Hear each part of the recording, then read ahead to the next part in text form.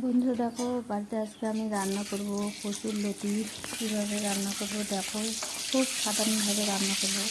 সেরকম মশলা মশলি দিয়ে আমরা খাই না। প্রথমে কড়াইতে তেল দিয়ে দিলাম, তারপরে একটু জিরে দিয়ে দিলাম, তারপর দিলাম একটু হলুদ, লঙ্কা গুঁড়ো দিয়ে ভালো করে নাড়াচাড়া করে নিলাম। তারপর দিলাম লবণ, তারপরে দিয়ে দিলাম কচুর লতিগুলো, তারপরে একটু নেড়ে চেড়ে দিলাম। তারপরে বাদাম বেটে রাখছিলাম মিক্সারে, সেগুলোও দিয়ে দিলাম। দিয়ে আবার একটু করে ভালো করে নাড়াচাড়া করলাম। করার পর সামান্য করে একটু জল দেব। জল দেওয়ার পর একটু ঢেকে রাখবো। ঢেকে রাখার পর এই যে আমার হয়ে গেছে কচুর লতি। কীরকম হয়েছে বন্ধুরা কমেন্ট করে জানাবে, লাইক সাবস্ক্রাইবার করে দিবে।